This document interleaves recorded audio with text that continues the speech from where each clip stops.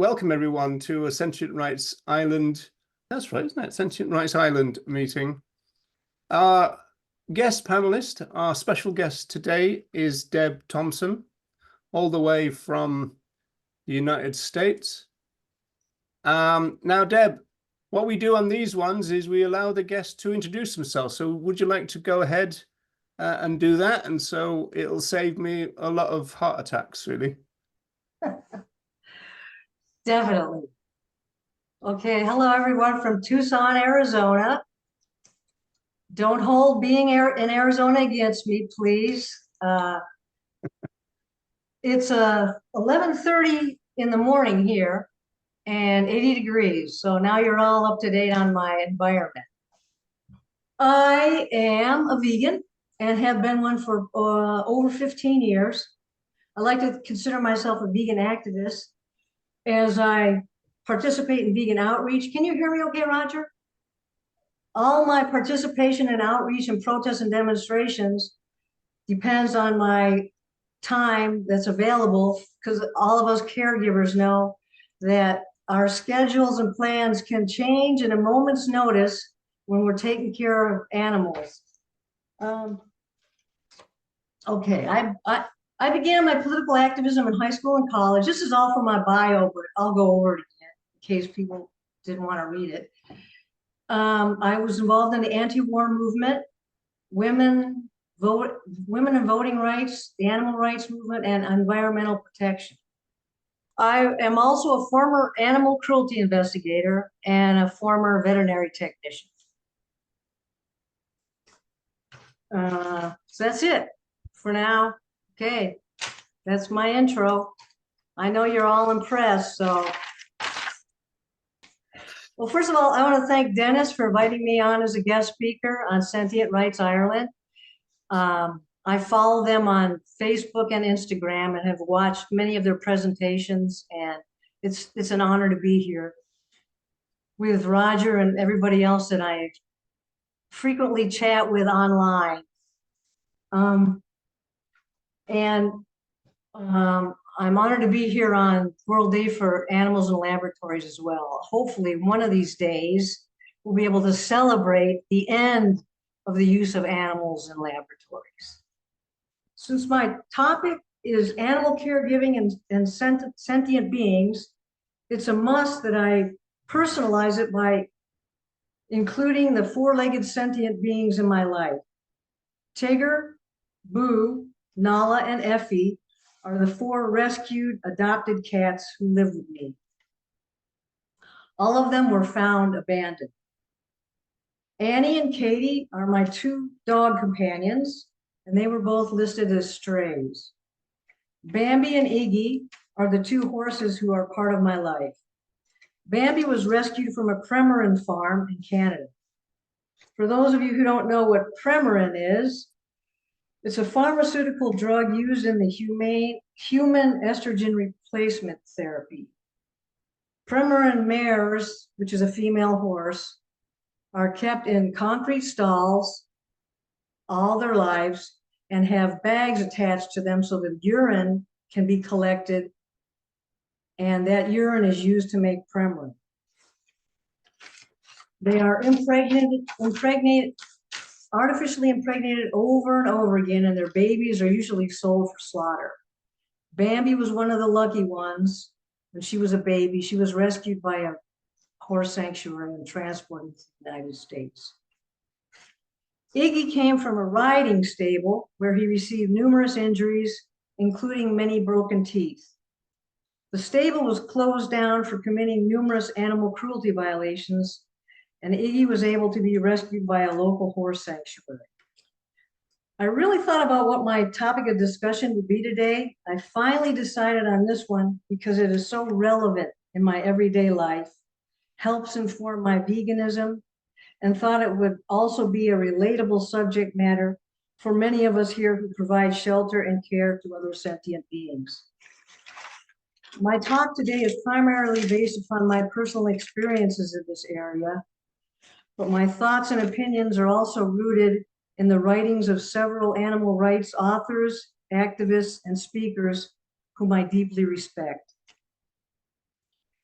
As we all know, the importance of language and the terms we use to describe other sentient beings and our relationships with them are extremely important. For example, when introducing the other animals in my family, I always emphasize that they come from a rescue or adopted situation in the hopes of highlighting that I do not buy animals from breeders. But even the term rescue makes me sound like a hero or savior to the animals who, through no fault of their own, were put into this situation by human beings. I also call them my animal companions, never my pets. And by their names or he and she, I never refer to them as it. I consider myself their guardian, not owner, and I think it's important that we use words that emphasize their individuality and sentience. And yet, do these terms really change the status of the animals in our care? In the end, aren't they still under our absolute control? I know many well-meaning people who consider themselves animal lovers who call animals in their care their fur babies. Thus, they intentionally further the notion that these animals are in a perpetual state of childhood and can never be considered able to become independent adults as their long ago free-living ancestors were. I and most genuine caregivers I know try to understand and equally coexist with the animals in our care. But we are not dogs, fishes, cats, horses, pigs, cows, rats, or chickens. So how far can our efforts in this area really go? When I walk outside with Annie and Katie, I try to let them sniff to their heart's content, zigzag, double back, and come to a sudden dead stop in order to let them investigate something interesting that their sensitive noses have detected. And they usually determine which route we will take that day. But they are still restrained by me through harnesses and leashes. Tigger and Boo, the two elders in our cat crew, go outside in my backyard since they no longer have any interest in jumping on or over the fence that surrounds the yard, but they are still under my supervision and watchful eye. The two youngsters, Nala and Ellie, must be content to stay inside and watch the birds, butterflies, and lizards through my open but securely screened windows.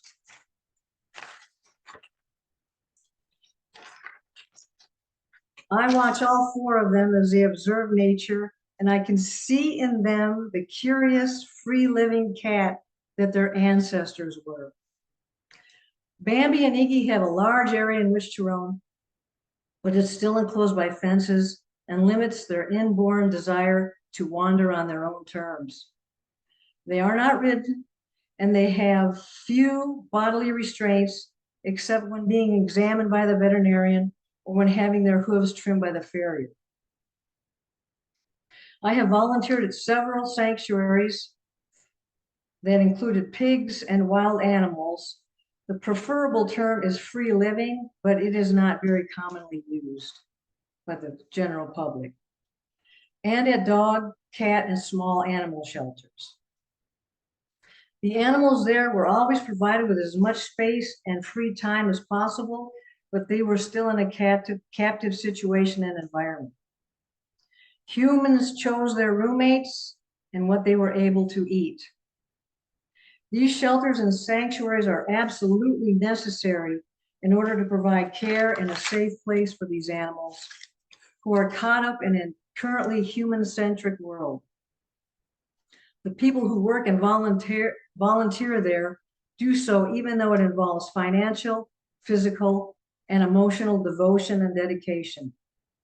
The people who adopt or foster these animals from these facilities are to be commended and thanked, as they have decided to care for an animal that usually and desperately needs their care.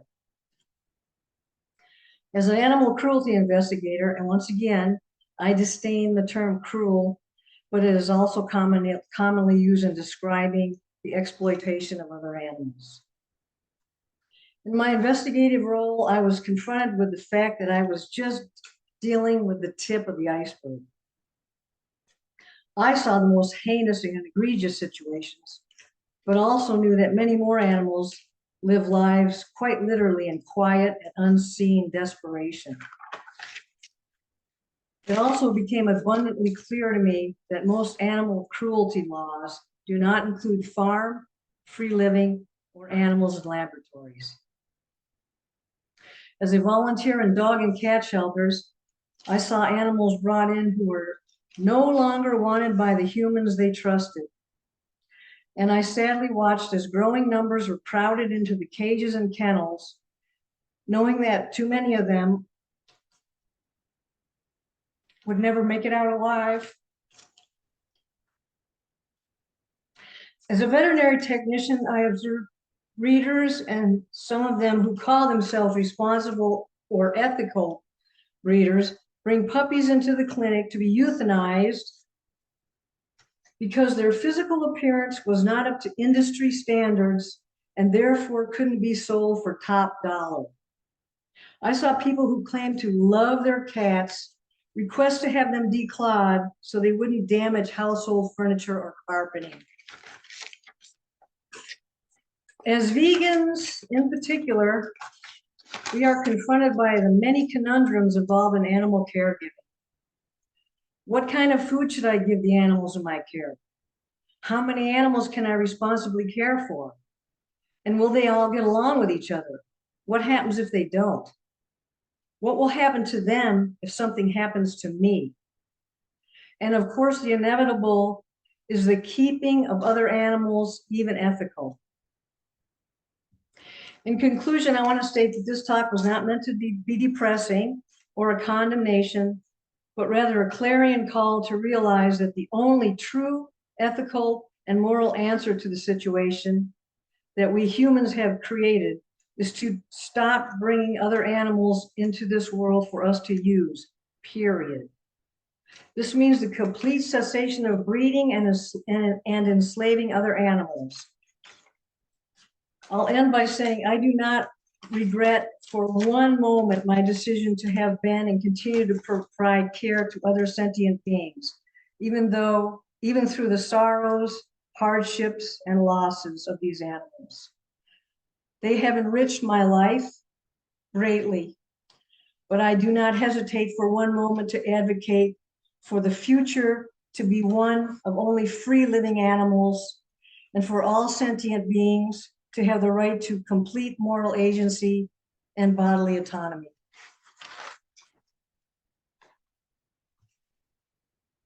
Wow. Thanks, Deb. Now, you're okay for Q&As, yeah? Yeah, definitely. Yeah, okay. So, people, the way we'll do this is, I think there's a feature where you can put your hand up, and I think that's in the share feature, I think, or something like that, but you'll probably find it by pushing the buttons.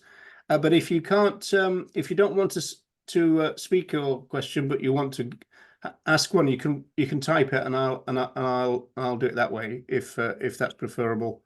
But okay, so Jeremy the ape. You might as well dive right in there. Yes, please. Yes, go ahead. Yeah, great talk, Deb. Great hearing about the focus on language, of course, and I really liked how you brought up the breeding. I think that this is like an oftentimes missed concept in our movement and the animals movement. And it's interesting. I just a simple example is, the appeals to right to life. For a vast majority of animal use, really, it's not starting that life in the first place. So it's kind of being clear with our messaging. But my question is, I'm just curious about in Arizona, we just moved to rural Georgia, so I think we're having some of the similar struggles, if not much the same. But I'm curious how prevalent forcing horse individuals to be ridden is there, and if you have many conversations with individuals, non-vegans or maybe vegans even, about the so-called, horseback riding topic, and what your kind of maybe, I don't know, one or two key things you'd like to focus on are. Yeah, the horseback riding is really popular in Arizona.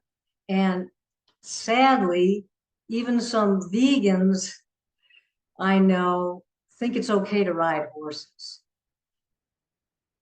Depending on who I'm talking to, non-vegan neighbors that come by and see the horses, the little kids want to come up and pet them, and they all ask me if I ride them. And so my answer varies with who my audience is, but it usually goes to the horses, Bambi and Iggy just get to be horses. They don't need me to ride them to be happy or healthy. I consider them my friends and I don't ride my friends. Words to that effect. Once again, it depends on the audience. With vegans, I ask them how using an animal like horseback riding is in any way considered being vegan. Why would you and it's using an animal. It's not, they don't need to be ridden to be happy and healthy. My two are a prime example of that, as are many horses in sanctuaries where there's no riding. So why, and this is what I tell them, why would I do that? One of my horses was ridden almost to death. And that's quite frequent because in order to have a horse acceptable to be ridden, they have to be broken.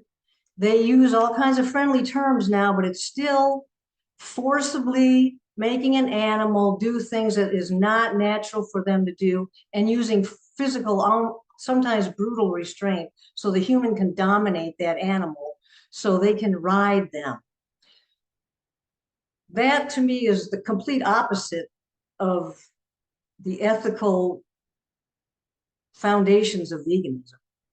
To force another living being to do something for your use that does not benefit them in any way whatsoever.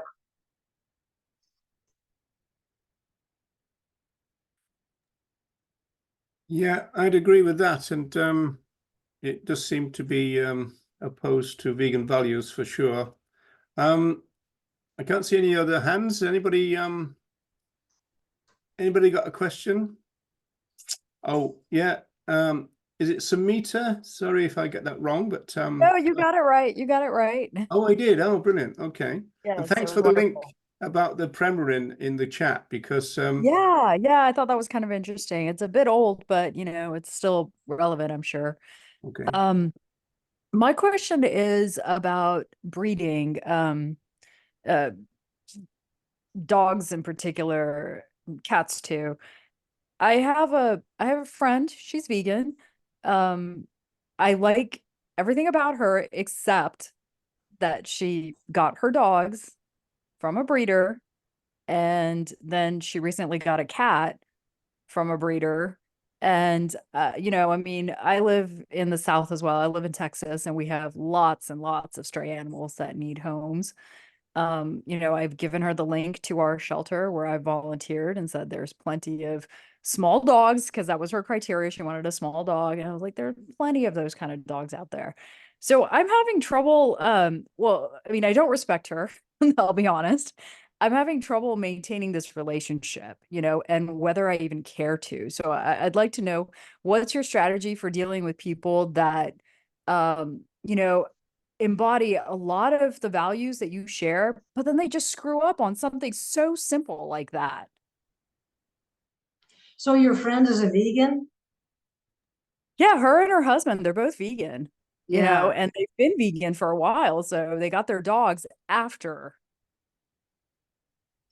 Did she tell you why she decided to go to a breeder? She said, and this is a bullshit excuse. She said, "Oh, I went to the shelter and they just had big dogs." And I'm like, "Okay, so if you just go to like the Humane Society or the SPCA, perhaps you will only find those because their kennels are smaller, they have less capacity, and most of the dogs are going to be pit bulls. If you want a smaller dog, gosh, I live in San Antonio. There's Chihuahuas everywhere." Yeah, you're right. I can't, there's rescues for all breeds of dogs. Right. And the shelters and the rescues, even some of the shelters have smaller breeds of dogs too. If that's what you're, I guess and it all depends on the person, how harsh you can be with them or what tactics gonna work. I always ask them why they think it's okay for humans to force other animals to reproduce and then sell or give away their babies. To me, that's the complete opposite of treating others how you want to be treated, and which is a core value of veganism. I ask them, what are you looking for when you're looking for a dog? Are you looking for a companion? Are you looking for is it about you or is it about the animal? And usually it's about them. It's about them, because you can get a happy, healthy animal that doesn't look like it's a certain expectation of theirs, but it's usually comes down to it's about them. Their family had this breed. They saw online that this breed doesn't shed, or it's easily trained. So I just go back to, it's not we don't have the right to force other animals to reproduce and then sell or give away their babies. That's just wrong. It probably won't work for your friend, but She's already done it. Some people do listen and they go, yeah, kind of, I can see that. But sadly, it's so all about us. We want a certain kind of car, we want a certain kind of house, we want a certain kind of animal, and animals are still considered commodities or things. So their needs are way below what ours are now. I hope I think what gives me hope is that most people, when I walk my dogs, and they ask me about them and I tell them they're rescued. Oh yes, we have rescued adopted dogs too. No one ever says, oh, I got my dog from a breeder. So I think it's becoming more of a stigma, not as fast as it should be, but I think it is. I think it is. Good luck. And thanks. Yeah, be prepared for more bullshit from the vegans, but well, it's interesting. I mean, that's two surprises I've had. I hadn't heard the phrase Primarin mares for years, Deb, and then this idea that vegans would go to breeders after becoming vegan. It's almost like, oh, I've already got some leather belts. You think it the other way around, wouldn't you? That they previously went to breeders. You know, so you would think their eyes would be open, and it's funny how they always can make excuses for that. Even the breeders now have hijacked the term adopt or rehome. They never say, here's my dog that I've been breeding. They always say dogs for adoption or puppies that need to be rehomed. Even they are ashamed to call themselves breeders more and more. So I would think vegans would lead the way, but I'm disappointed by my fellow vegans quite a bit. So, but on the other hand, there's quite a few that I'm very proud of too. And you've been one of them, Deb, for all of us. So I got a question from Dennis, which is written down because he's in transit. He's probably driving the bus by now, knowing Dennis.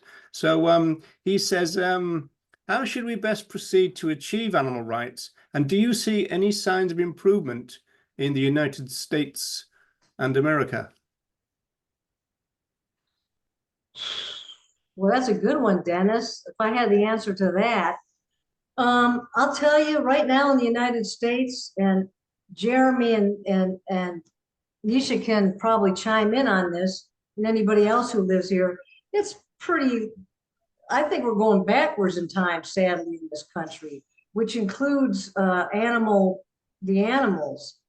I think we consume more animals than we ever have before.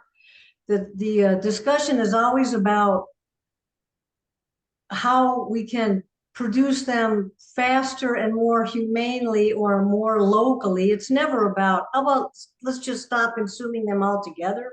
that's rare in our conversations. It's there more than it was when I was growing up, most definitely.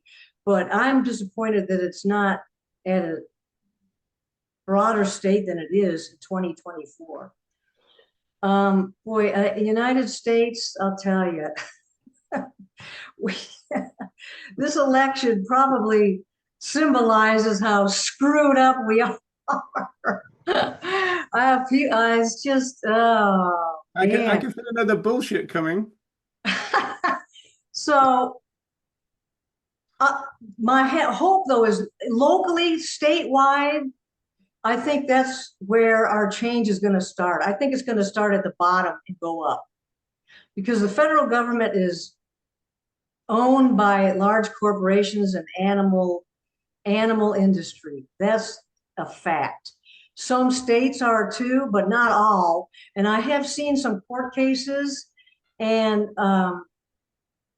news that it's changing in some states and local jurisdictions. Animals are becoming more in the spotlight, and for good reason. It's turning around, but once again, not as quickly as it should be. And I'm still hopeful. Hi there. But, Can I speak? Hi yeah. there. Yeah, My hi, name is- Sarah. Hi. You're muted, so we've got two people waiting, but you go ahead and then we'll go to Paul. Okay, I just want to give just a little synopsis here. I'm coming from a healing background. I have a website, Holistic Healing for Living. So the reason that the earth is changing so rapidly now at the moment is because we are on a certain path. And I won't go like too much into detail from 2000, but the stellar activation cycle started in the year 2000. I'm just going to jump up to 2014.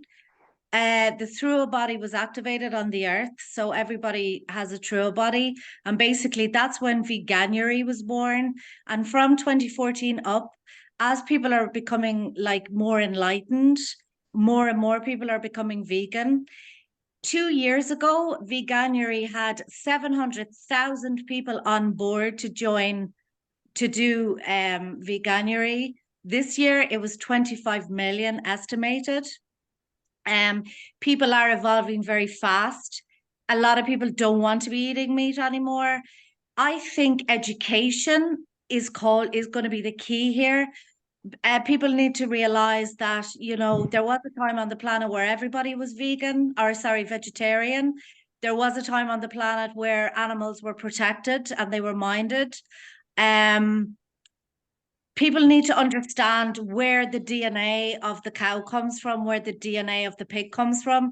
The cow actually comes from the Draconian race line. The pig, the Anunnaki, they were the invader races that came in, and they actually brought in meat eating. So basically, consuming a pig, their intelligence is like extremely high. To me, it's a form of cannibalism. It's insanity. People have been dumbed down so much on this planet. They're living in an illusion. They're living in the matrix. They do not see what they are doing because they are like in an illusion. The veils need to be like completely like stripped away, and people need to understand that, the animals they have emotions, they have a consciousness the same as us. The reason people don't view animals that way is because they have been indoctrinated. Like, in schools and everything, the blood changes every 7 years. Children are at their most intelligent when they're born up to the age of 7. And then they're just dumbed down.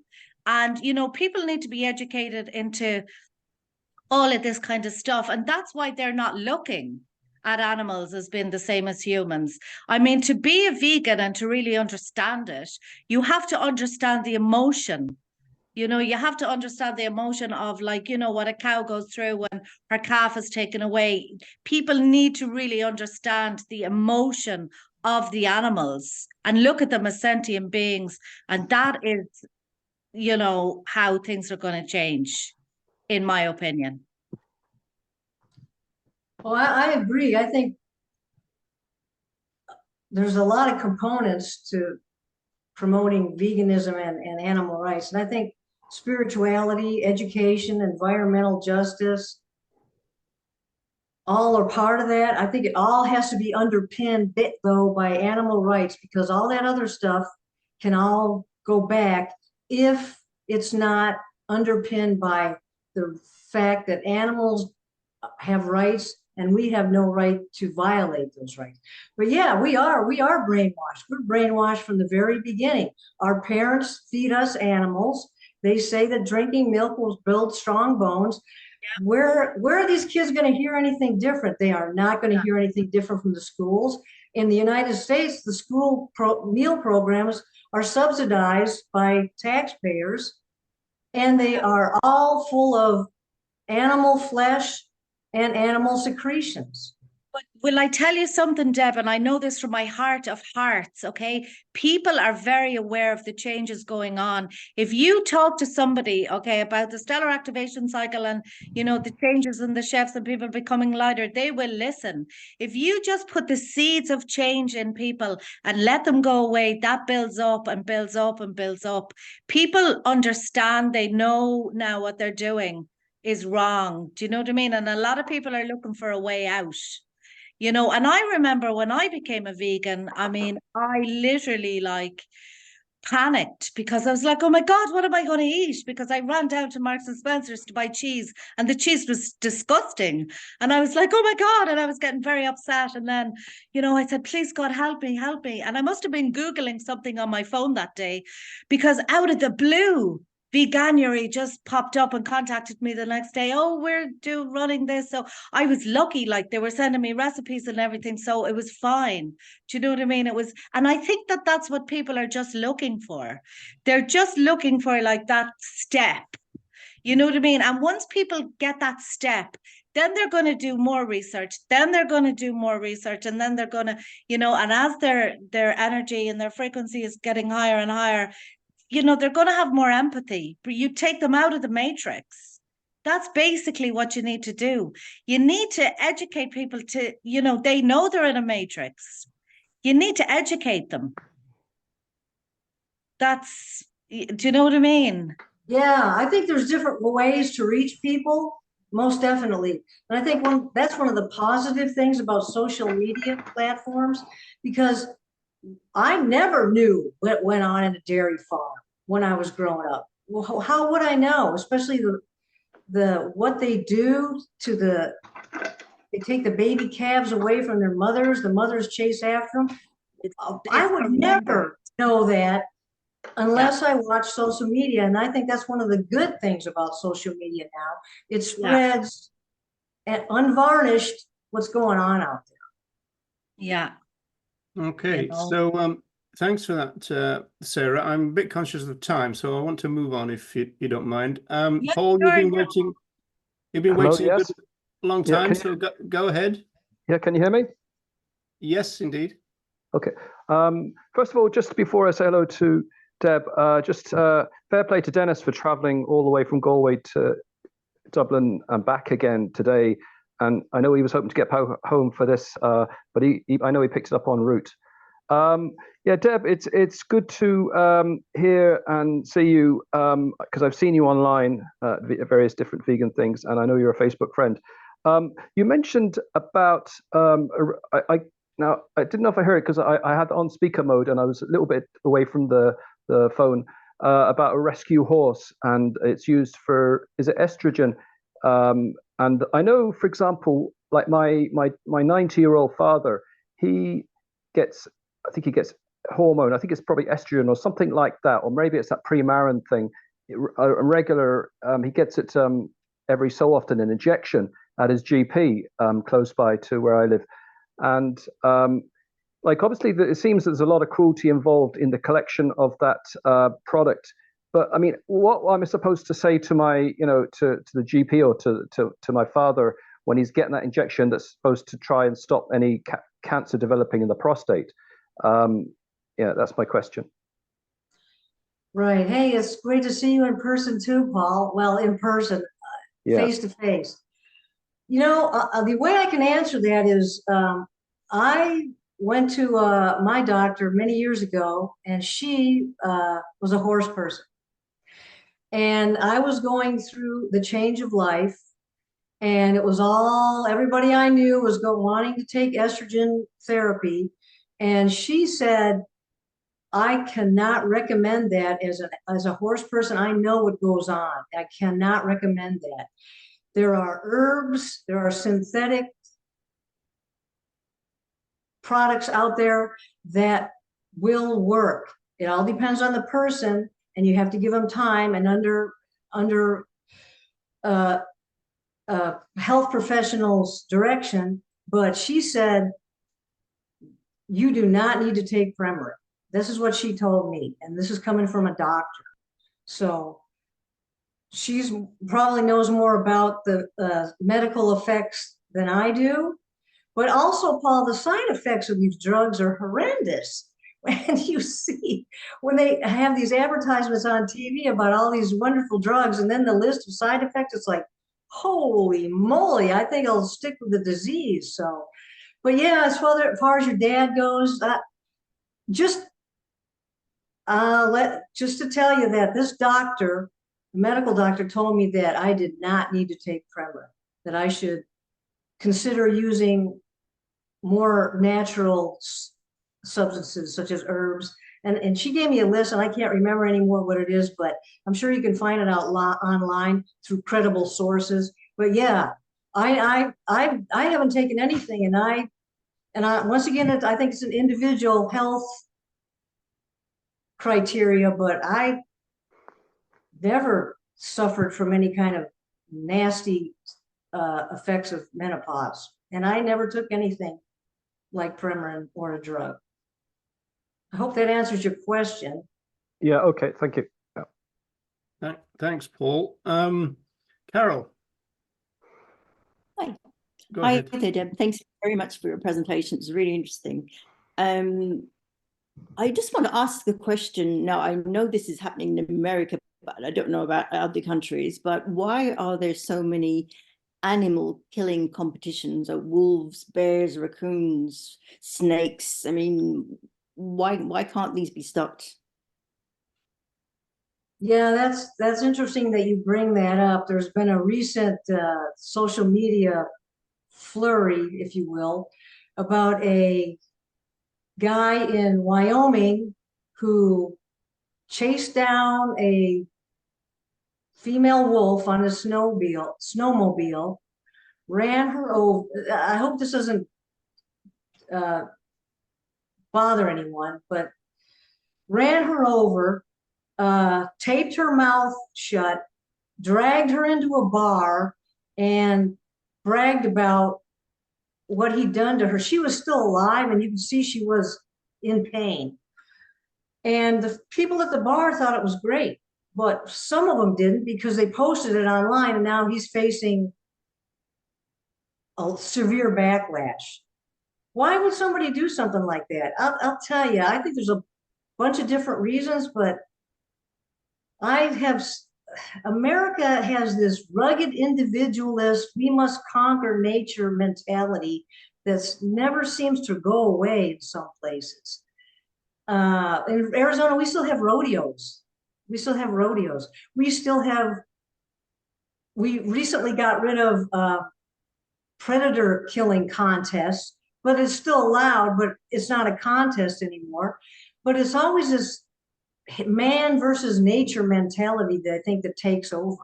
And I think America is just awash in that, sadly. Does that help shed any light on there? Yeah, I mean, I grew up in Arizona, and boy, breaking horses and killing critters, and it's just what everybody did, and it was accepted because it's always been, we always have done it that way. That's another excuse. We've always done it that way. So why would we change now? Yeah, tradition is a harmful thing in many ways. Jeremy and Nisha got their hands up again. Both got their hands up, so go ahead. Yeah, I was just as I was sitting here, I was just curious that with all your years of animal care experience, if there's any particular, maybe recent or maybe a long time ago, any experience you've had with the fellow animals in your care, be them dog, cat, horse, whoever, and just something that I don't know, it's part of the daily routine, or maybe something that they did that really shocked you, but just really kind of made their individuality stand out, that just kind of stayed with you. Well, you know, Jeremy, yes. Uh, the horses can pick up when I'm in a bad mood. I mean, they know as soon as they see me that I'm in a bad mood. Uh, it's just incredible to me. Um, the dogs always pick up on when I'm in a sad mood. They really pick up on that, and they do their best to try to work me out of that, whether it's licking me or just hanging with me closer. But they just have to seem to have this extra sense, emotional extra IQ, where they can tune. I wish we were as good as understanding them as they are at understanding us. The cats, they're pretty much, yeah, I mean, they're great. They are, and uh, their antics are just incredible. So they're all, yeah, it's been great. It is. You know, I took care of a neighbor's chickens, and it's the first time I really had a one-on-one relationship with chickens. Man, I could not believe their personalities. One got injured, and the other chicken stayed with her all the time until she got better. I'm not kidding. This is not, that's not an exaggeration. She was more loyal and courageous than a lot of humans I see. So I see, the more I'm with them, the more I see things that most people just blow off or don't try to understand what's going on. So yeah, like I said, they've enriched my life. I don't like the fact that they're captive, but they have enriched my life. There's no doubt about that. Yeah, it's most definitely. I'll tell you, even fishes, they come. I don't have any, but my family does. But they will come up to the glass and just. It's almost like they're trying to talk to you, and it's not because they want food. They just seem like they want to. Hey, what's going on out there? So it's incredible. It is. They have dimensions that we have no clue about, but we're learning, thank goodness. So that's good. That's a good thing. Thanks for the question. Hey, what do you think about the rugged individual mentality in the United States? You think that plays into what's going on? Yeah, you go. I mean, I've only been in the US for a few years, so I've got a lot of observation, but I think I completely agree with the individualistic kind of mindset. I really noticed that compared to other countries that we've lived in. And I think it all kind of comes down to the patriarchy, because whilst I think you do see that very kind of masculine approach and killing animals and being strong and harming others is a masculine thing, I think women mimic that because of the patriarchal society. So to be more masculine is a considered a positive thing. So I think we see then women doing similar things. Yeah, Which I agree. I'm not saying that woman, some, kind of perfection of empathy or compassion at all, but I think it's these societal kind of traits, I think, kind of drive people to do even more of that.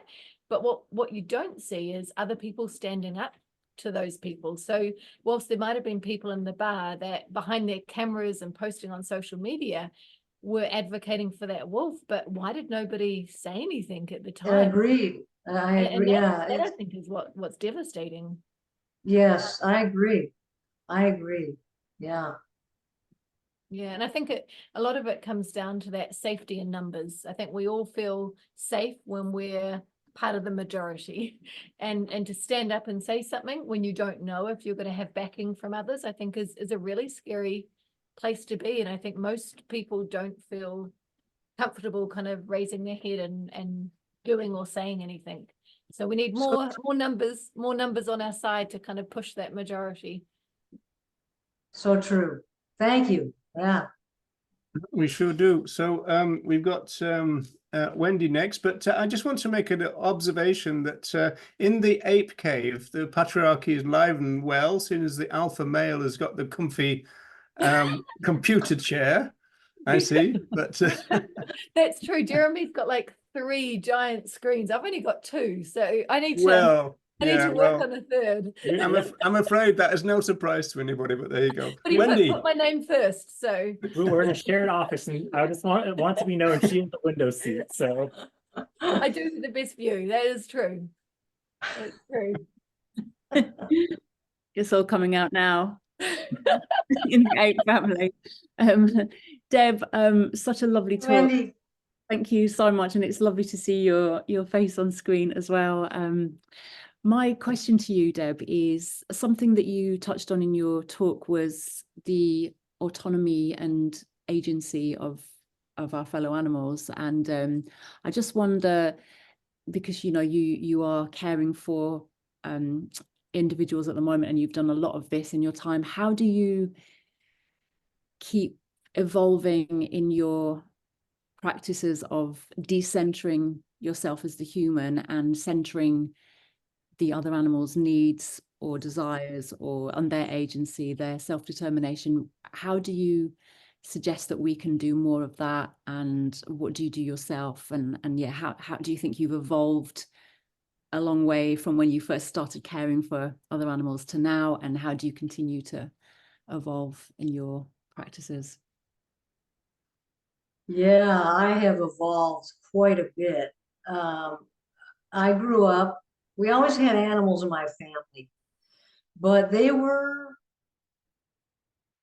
dogs ran free outside, and so they weren't members of the family. They weren't members of the family. And a lot of times when we moved, my parents would take the animals to the shelter. It's not to slam my parents, because that's what everybody did back then. That's not an excuse, but that just tore me up. So I saw a lot of bad, and it helped me be more good. I also started talking to other people. I'm a voracious reader. And now with all the social media available, I stay in communication and try to keep on informing myself and communicate with other people who are also caregivers. I have to keep reminding myself too, just because you're in a bad mood or you want the dogs to hurry up, that's not what they want. The walk is about them, not me. It's not about the mileage. It's about the time. I like to walk in a straight line. Dogs do not like walking in a straight line. They like to zigzag, dead stop and smell, and double back. So I got that from Mark Beckoff and Jessica Pierce. Mark's been on your show, Tar, and I have several of their books, and Jessica has one out now called Who's a Good Dog? It just recently came out, and it's about, hey, all these things that we do to dogs are usually about us, not them. Here's what they really like. They are more scent oriented than sight oriented. So they don't care if there's a pretty bush or a sunset. They care what they can smell. So you have to be with them on their terms. Same with the horses. They respond, they're fight or flight animals. They are, because that's their ancestry. They survive by fighting, which they're not really equipped to do, mainly running away. So I have to remember when I approach them and they're nodding off to let them know I'm there. Because most people that get hurt by horses didn't give them enough personal space or forgot about the basic rules of, yeah, these guys need to know you're there and that you're not going to hurt them. And that actually they can't see in the center, so you have to approach them underneath.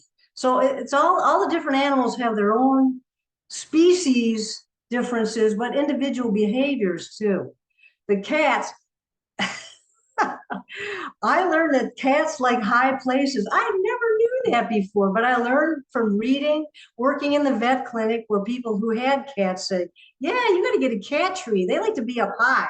Think about it. Mountain lions, they're all up high so they can see what's going on underneath them. It makes them less vulnerable and better hunters. That's what cats are. So it's just, I never knew that about cats, but then when I think about it, it's like, why didn't I?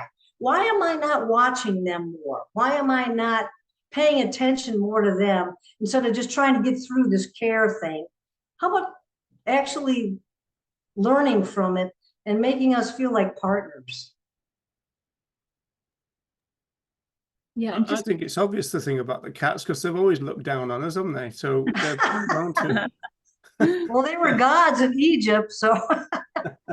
Now, I have a question, but I'm conscious of the time. So, Carol, have we got 2 or 3 minutes, or should we wrap it up now? We're okay, are we? Okay. I've got Deb. We're fine. Okay, thanks very much.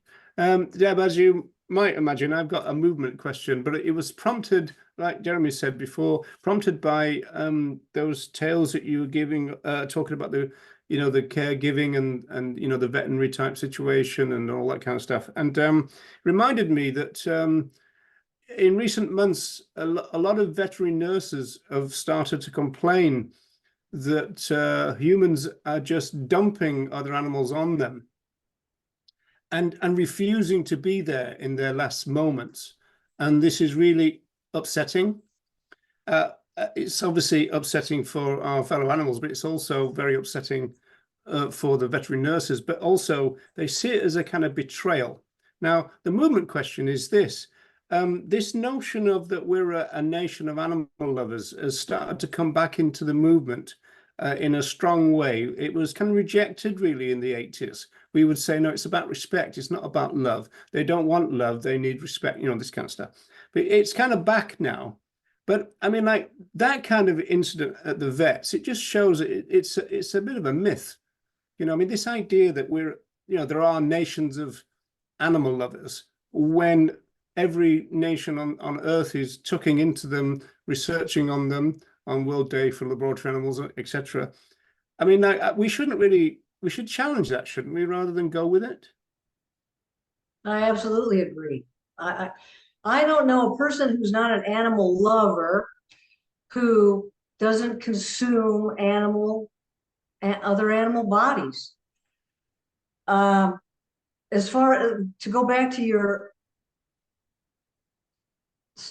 story about the veterinary, that was euthanizing an animal. Even it is so traumatic for everybody here. I know has gone through that, and it is just the last thing that you want to do. But in a lot, it's the most merciful thing you can do too. I think right to end your life is a right that animals and humans should have, and the animals, sadly, in our dominion, don't have the power to do that on their own. So we're able to do that for them.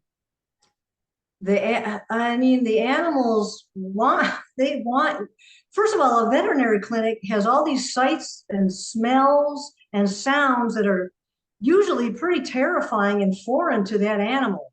Now you're bringing them in and you're abandoning them. I don't know how in the world you can call that any form of love. But I don't think the word, I agree. I love, people love their cats. So they brought them in to be declawed so they wouldn't, because they were tearing up the furniture and they didn't want to take them back to the shelter. That's how they love their cats. If they respected their cats, they would think about the cats instead of their furniture. So yeah, I think the word love is widely misused and has a different definition depending on who you're talking to. I don't think that we should go. I don't think that that's a term that we should hang our hat on by any stretch of the imagination. No, I think that's right. Linda said it's heartbreaking. Our fellow animals are our family members, and our presence is so important at their last moments. Going back to your thing about the declawing, I used to volunteer for Freshfield Animal Rescue, which is near Liverpool, and I was there when they took a call from people who wanted to exchange their dog because they redecorated and the dog doesn't match their wallpaper anymore. And I met the owner years later, and I said, "Did I remember that, or am I making that up?" And she said, "Yeah, that was true." So, you know, nation. Oh, yeah. When I volunteered and I worked in the shelter, and we had people bring in animals for just a most horrific reasons. We're moving, we're having a baby, he barks too much, she scratches the furniture. We even had people that would bring in an older dog because now usually the veterinary costs are going up because they need more. And then they would go right next door and look at the puppies for adoption. But and the animals that they dropped off, just many of them just gave up. They go into a kennel and they just curl up and sleep all the time. They just gave up. I mean, they've been living in a home, in a family for years, and now they're in this loud, crowded, unfamiliar space, and they just give up, some of them. It's tragic. It's tragic. Yeah, must be wondering what they've done wrong. Okay, now I think it's time to wrap up, and it's definitely time to say thanks to Deb. It's been a brilliant session, so thanks for that. Thanks to everybody who's asked the questions. And Dennis, you're back. Are you still on your? Oh, you're at home now. I'm at home. I'm in Chez Denny. I absolutely loved the talk. Sorry about using the word love, but I love the talk. You're a talk lover. You're a talk lover. Thank you very much. And sorry we had a bit of a messy start. This is Timothy. He's really still in the welcoming me back mode. Timothy. This is Mr. Timothy Goodboy. Well, I'll tell you what, Dennis, my cats would be in here right now if I didn't have the door closed. Yeah, I guarantee you that. Yeah. So he's really happy to see me, and I'm delighted to see him as well. So sorry for the mess up at the beginning, but thanks to Roger and your forbearance, we got it together, and I want to thank everybody far and wide for being here this evening, people I know and people I've just met. And it's lovely. We did something beautiful this evening, and I know this talk will go, we'll record it and put it up on our YouTube, and I know it'll do very well. It's really down to earth, grassroots, caring about animals. Beautiful talk, beautiful. Thank you, Debbie. Thank you. Well, thank you, Dennis. And thanks, Roger, for taking over hosting. Yes, thank you. I'm getting used to this kind of parachute type situation. Right, so I'm gonna close the recording down. So again, thanks everybody. It was good seeing everybody. Goodbye now. Thank you. Bye.